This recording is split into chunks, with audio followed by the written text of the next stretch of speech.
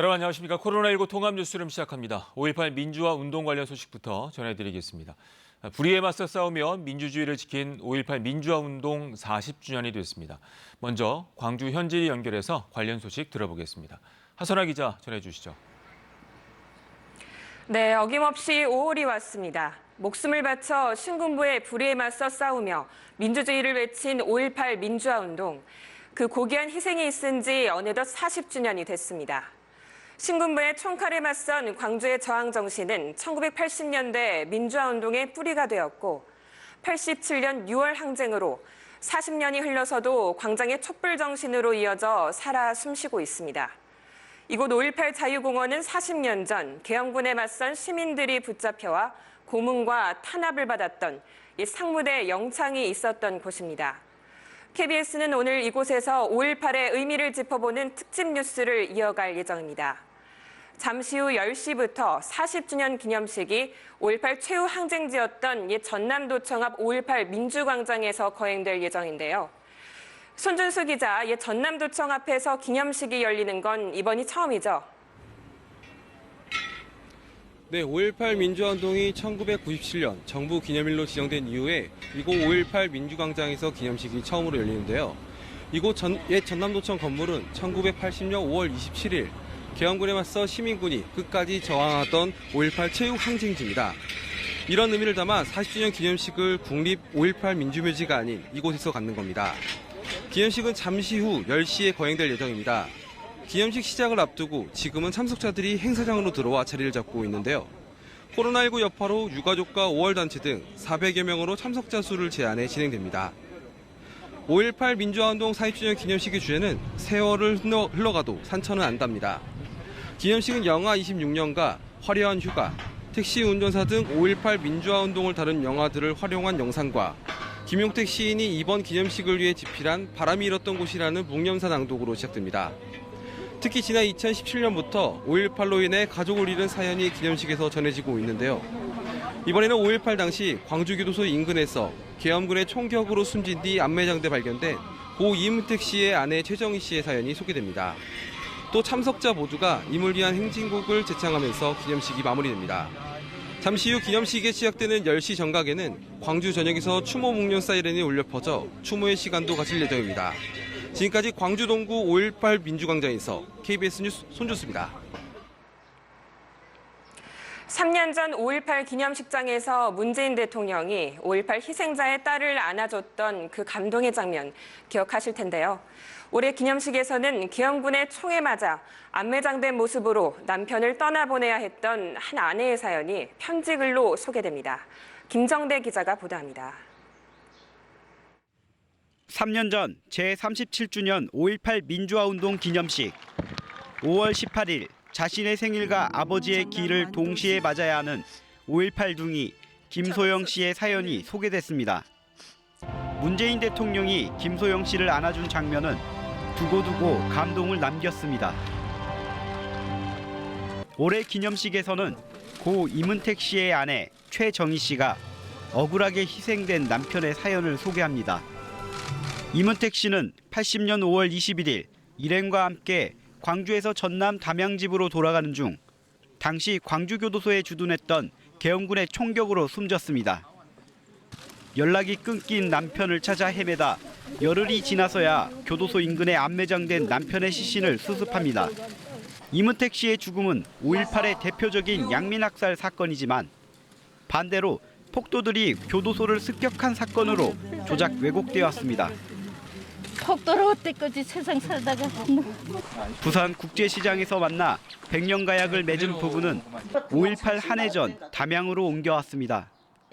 당시 12살, 10살, 6살이던 자녀들은 어느새 장성했지만 아버지 없이 자라게 한 지난 세월을 떠올리면 늘 죄인 같은 마음입니다. 내가 어린 것들이 진짜 그 한창 사랑 받을 그 나이에 각종의 아빠가 죽고 나가면 폭도락하고 그 속을 누가 알겠니까. 우리 애들도 사랑도 못 받고 컸잖아요. 아버지 사랑도. 그게 우리 애들한테도 나도 죄인 같아요. 하루아침에 남편을 잃은 것으로도 모자라 폭도의 아내로 낙인 찍혀 살아온 40년의 삶. 세월조차 씻겨내지 못한 아픔과 한은 40년 만에 남편에게 보내는 편지에 담깁니다. KBS 뉴스 김정대입니다.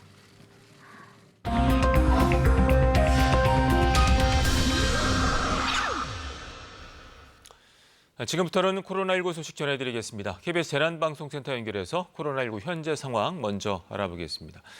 김민경 기자, 국내 확진자 현황부터 정리해 주시죠. 네, 지금까지 확진자 수는 모두 11,050명입니다. 전날보다 13명 늘었습니다.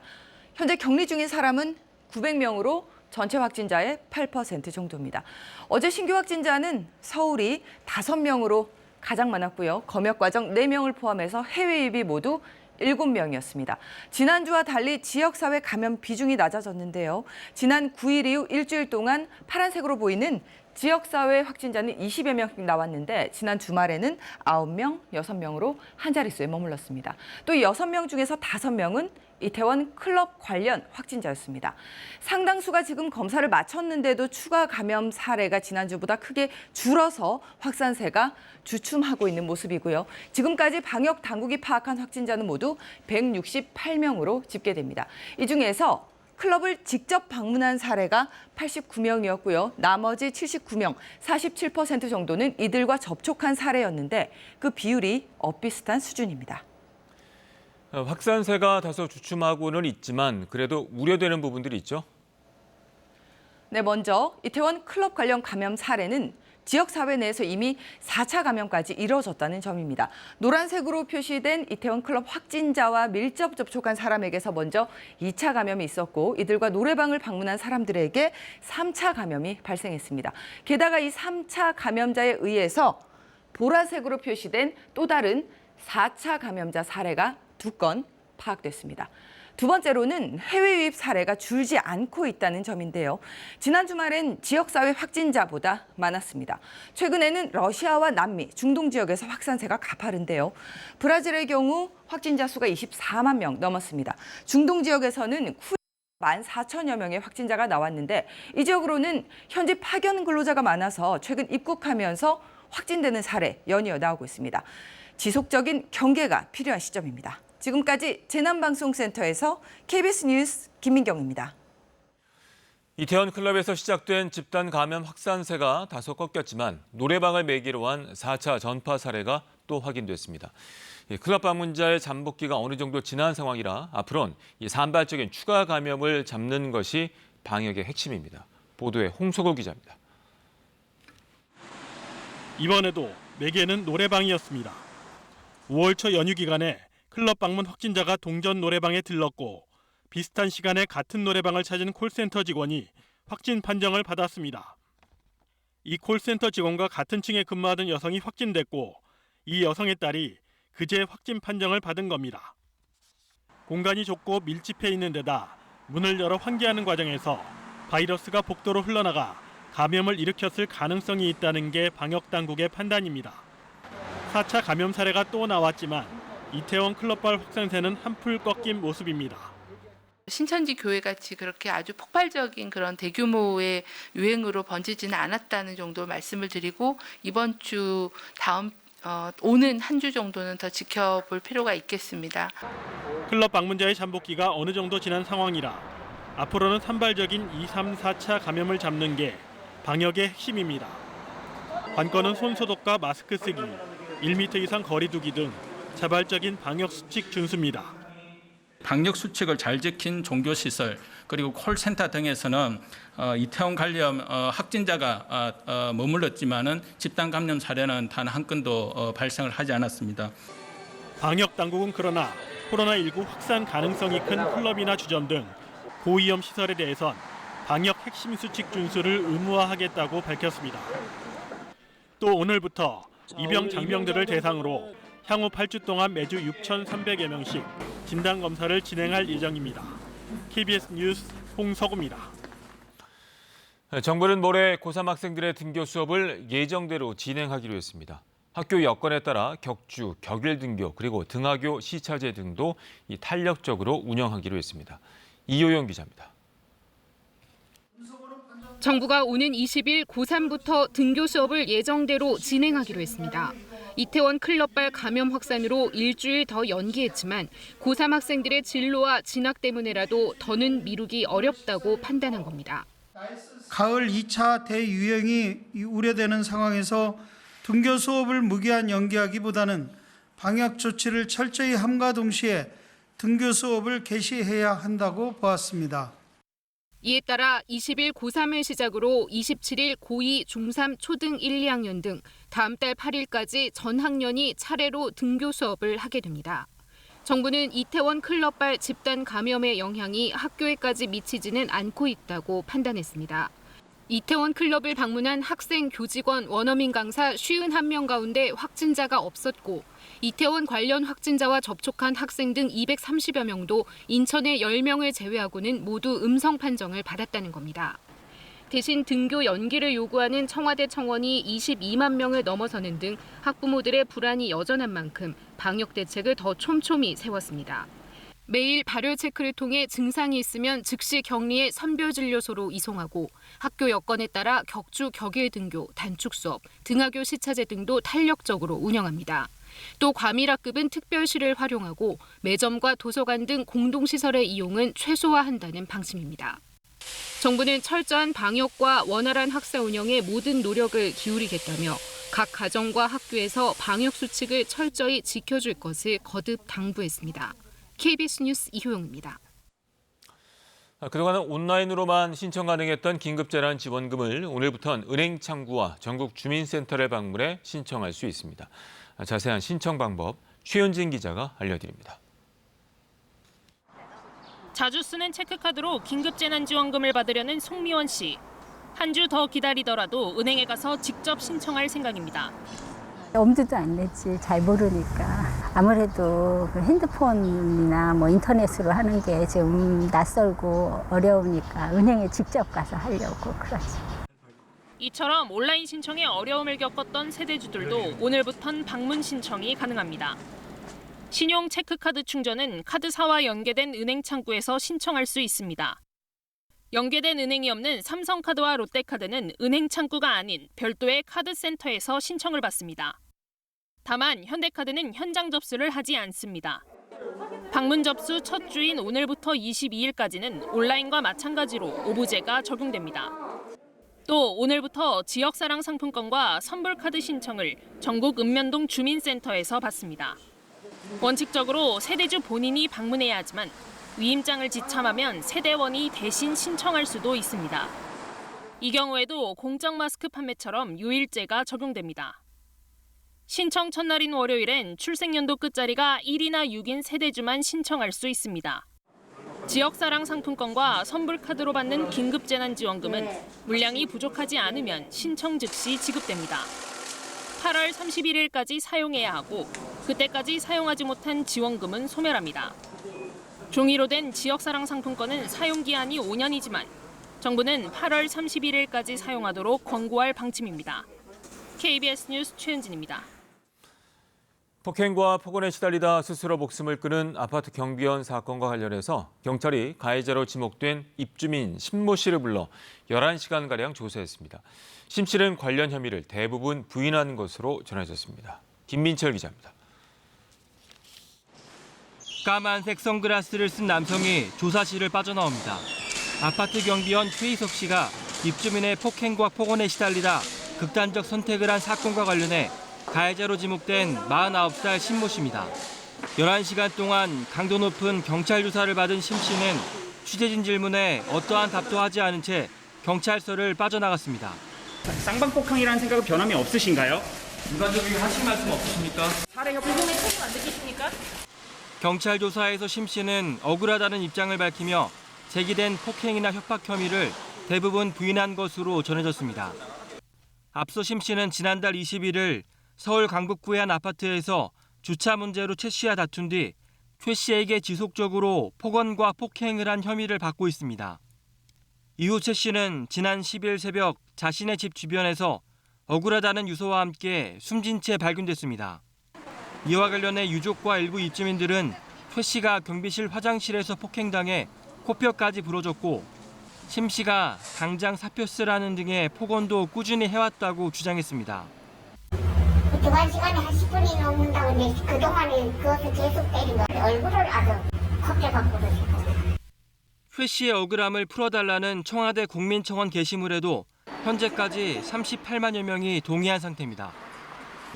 경찰은 심 씨의 진술 내용과 확보된 증거를 검토한 뒤 추가 소환이나 구속영장 신청 여부를 결정할 방침입니다. KBS 뉴스 김민철입니다. 이번엔 KB증권 연결해서 오늘의 주식시장 알아보겠습니다. KB증권입니다. 미중 간 신냉전 갈등이 우려되는 가운데 코스피 지수가 보합권에서 등락을 반복하고 있습니다. 코스닥은 개인만이 매수에 나서며 강보합 출발했습니다. 이 시각 현재 코스피 지수는 1.86포인트 상승한 1929.14에 코스닥은 0.64포인트 오른 692.57에 거래되고 있습니다. 지난 주말 미국 증시는 주요 지표들의 강한 부진에도 불구하고 소비 개선에 대한 기대감이 부상하며 3대 지수 상승 마감했습니다. 코스피는 거래량이 많지 않은 가운데 개인과 외국인의 동반 매수에 소폭 오름세입니다. 미중 간 갈등이 반도체 시장에서 격화될 것으로 보이면서 SK하이닉스가 내리고 있고 쌍용차는 1분기 감사의견 거절 통보에 14% 가까이 급락세입니다. 반면 유한양행은 면역 항암제의 효능이 확인되며 13%대 강세고 하이트진로는 1분기 호실적을 발표하며 52주 신고가를 기록하고 있습니다. 이 시각 현재 달러화에 대한 원화 환율은 1,230원 70전에 거래되고 있습니다. 지금까지 KB증권이었습니다.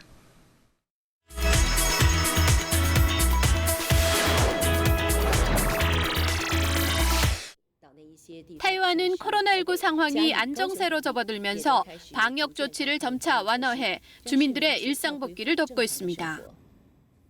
단 한 명의 확진자가 발생했던 자이현은 지역 내 공무원과 교사, 학생들의 마스크 착용 의무화 조치를 없앴습니다. 또 지역 내 노인 돌봄 서비스를 재개하고 건강 증진을 위한 각종 활동도 점차 재개하기로 했습니다. 가오슝시 한거위 시장도 실내와 야외를 구분해 도시 전체의 방역 조치를 점진적으로 완화할 계획이라고 밝혔습니다. 타이베이시는 이번 주부터 여건을 갖춘 지역 내 경로당과 문화센터 등을 재개방하기로 했습니다. 기업들의 생산 재개로 무급휴직자 수가 크게 줄었고 각 대학도 잇따라 대면 수업을 허용하기 시작했습니다. 도쿄에 드라이브스루 생선 가게가 등장했습니다. 일주일에 3번 냉동 창고 앞에서 생선을 파는 드라이브스루 생선 가게입니다. 판매하는 것은 말린 이면수어와 고등어 등 건어물 세트와 참치 세트. 인터넷으로 예약을 받으며 가격은 시중가보다 30% 정도 저렴합니다. 이날 하루만 800세트, 한국 돈 3천만 원어치 이상이 팔렸습니다. マグロのセットを買いました。見てないのでわかんないですけど、楽しみにしてます。 냉동 생선과 건어물은 몇 달 또는 1년치를 한꺼번에 구입하는 경우가 적지 않습니다. 그런데 올해는 코로나19 확산으로 음식점이 휴업하거나 영업시간을 단축하면서 생선 판매가 급감했습니다. やっぱり在庫は滞留していく一方で、いろんな次の契約もあったり、あと賞味期限の問題とか、なんとか流して売っていかないと。 드라이브스루로 판매하는 생선 세트에는 일반 가정에서도 인기 있는 참치와 연어알, 건어물 등을 우선적으로 담았는데요. 예약 주문이 조기에 마감될 정도로 좋은 반응을 얻고 있습니다. 서아프리카 지역 최고의 공과대학으로 인정받는 세네갈 다카르 공대. 이곳 학생들이 코로나19 의료진들을 위해 닥터카라는 이름의 의료 로봇을 개발했습니다. 이 로봇은 병실 소독, 환자의 체온과 혈압 측정, 환자와 의료진 사이 간단한 의사소통, 그리고 약품과 식사 전달 등을 돕는 기능을 수행할 수 있는데요. Bonjour chers patients, je vous prie de bien vouloir récupérer votre livraison sans toucher le robot. 격리 치료 중인 환자와 접촉을 줄여 의료진들을 감염 위험으로부터 보호하고 또 값비싼 보호 장비 사용도 줄여줄 것이라고 로봇 개발 학생들은 강조합니다. Au Sénégal, ou en tout cas dans les pays qui sont en voie de développement, le matériel médical pour protéger le personnel de santé était en tout cas limité. Donc de ce point de vue-là, comme que le personnel de santé était dans la première ligne en tout cas de combat. 다카르 응급의료센터 의료진들이 카메라가 탑재돼 있고 앱을 통해 제어할 수 있는 이 로봇을 시험 중인데요. 의료진들은 환자와 어느 정도 거리를 유지하며 치료와 소통을 가능하게 해준다는 반응입니다. 한 부부가 바쁘게 움직인 끝에 운 좋게 찾아낸 것은 바로 바닷가에 놓는 바구니 형태의 비치 의자입니다. 코로나19 때문에 정식 휴가는 반납했지만 이 의자 덕분에 매일매일 집에서 휴가 같은 일상을 즐길 수 있게 됐습니다. Also äußerst kommod, mal auf der Terrasse ein schönes Säckchen zu trinken oder einen Kaffee zu schlürfen. Und das fanden wir eigentlich doch sehr viel bequemer im Strandkorb, muss ich ganz ehrlich sagen. 16년째 비치 의자를 제작해 판매하고 있는 한 업체입니다. 3월만 해도 코로나19 때문에 회사 문을 닫아야 하나 걱정했지만 갑자기 수요가 폭증했습니다. Gleich komplett los mit Online-Aufträgen ohne Ende. Und ja, wir werden im April den Umsatz verdreifachen im Gegensatz zum letzten Jahr. 맞춤형 비치 의자를 제작하는 이 업체도 평소엔 3주면 납품이 가능했지만 이제는 10주가 걸릴 정도로 주문이 밀려 있습니다. 업계가 즐거운 비명을 지르고 있는 가운데 전시 상품이라도 구할 수 있게 된 시민들은 기쁨의 미소를 감추지 못합니다. KBS 월드뉴스입니다.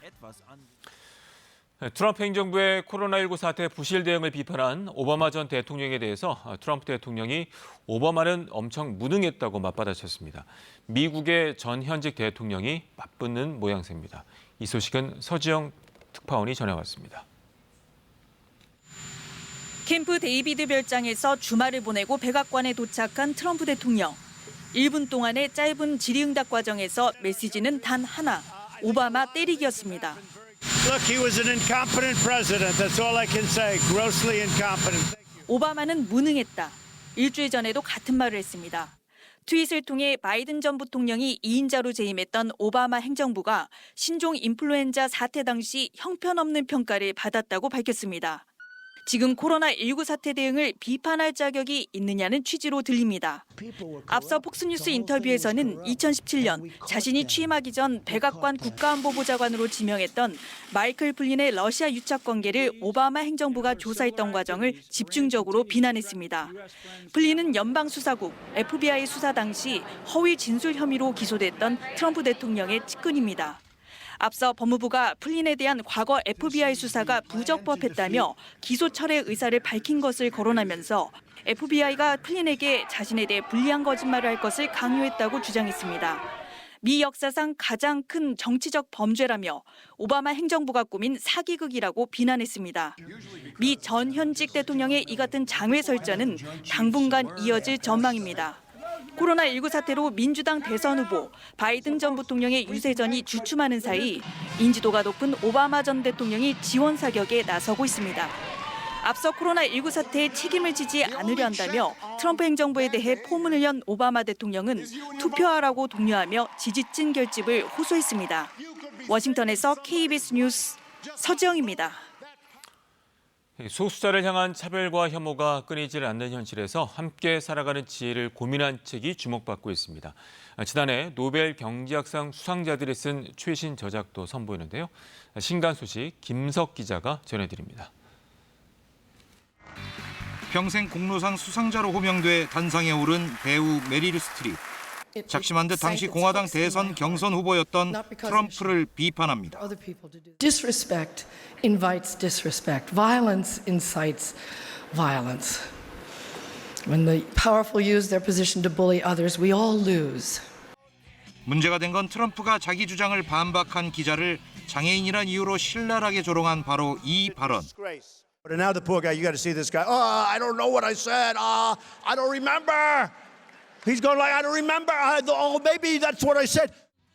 이런 혐오의 언행이 과연 특정 소수, 특정 계층만의 문제일까? 막말과 갑질, 혐오와 차별이 누군가의 성공을 앞당기고 너도 나도 그 길을 따라 폭주한다면 개개인의 일상은 어떻게 될 것인가? 혼자 살아갈 수 없는 세상에서 지금보다 나은 삶을 위해 타인을 이해하고 인정하고 배려하는 품위를 회복하자고 역설합니다. 빈곤 퇴치 연구로 지난해 노벨 경제학상을 공동 수상한 미 MIT 대학의 에스테르 디플로 교수와 아비지트 베너지 교수 부부. 만병통치약에 비유되는 기존 경제학의 통념에 의문을 던지면서 불평등, 일자리, 소득, 기후변화 등 다양한 쟁점에 관한 새로운 연구 결과를 담았습니다. 더 인간적인 세상으로 나아갈 수 있으리란 믿음으로 완성한 희망의 경제학을 만날 수 있습니다. 이 세상 어딘가에 있을 눈부신 순간을 카메라에 담기 위해 10년 동안 85개국을 여행한 사진가의 흥미진진한 모험담입니다. 작가의 여정을 따라가다 보면 자연스럽게 사진 같은 장면들을 떠올리게 됩니다. KBS 뉴스 김석입니다. 경남 하동군 북천면 들판이 올봄엔 양귀비로 빨갛게 물들었습니다. 공식 축제는 취소가 됐지만 생활 속 거리 두기를 실천하면서 관광객을 맡고 있습니다. 윤현석 기자가 다녀왔습니다. 드넓은 들판이 붉은 물결로 일렁입니다. 양귀비꽃 수십만 송이가 활짝 피었습니다. 모처럼 나들이에 나선 가족은 소중한 추억을 카메라에 담습니다. 계속 요즘 집에만 있었거든요. 못 나와보고 그랬는데 아이들한테 이렇게 넓은 곳에 꽃이 많이 피어 있는 거 보여주게 되니까 정말 좋은 것 같아요. 해마다 30만 명이 넘게 찾았던 공식 축제는 취소됐지만 꽃길은 개방됐습니다. 처음에는 이 꽃밭을 갈아엎을까 생각하다가 아니다. 우리가 예방 활동을 철저히 해서 힘들고 어려운 국민들한테 뭔가 보여줄 게 있고 희망을 주자. 길 입구에서 체온을 재고 소독 장치를 설치하는 등 생활 속 거리 두기로 꽃 감상을 허용한 겁니다. 이렇게 우산을 준비해 관광객들에게 나눠주고 자연스럽게 앞사람과 거리를 유지할 수 있도록 하고 있습니다. 축제를 준비해온 주민들은 아쉽긴 하지만 상춘객들의 웃음에 보람을 느낍니다.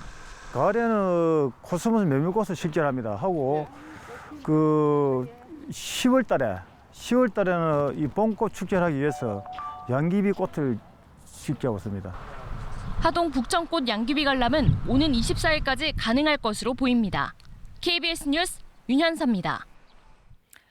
5월 들어 날씨가 요동을 치고 있습니다. 오늘은 조용한 봄비와는 달리 마치 여름철의 국지성 호우와 같은 비가 쏟아질 수 있어 대비하셔야겠습니다. 레이더 영상을 보시면 서울 경기 지역까지 비구름이 바짝 다가와 있습니다. 오늘 오전에 경기 북부를 시작으로 오후에는 전국으로 비가 확대돼 내일까지 비가 계속되겠습니다.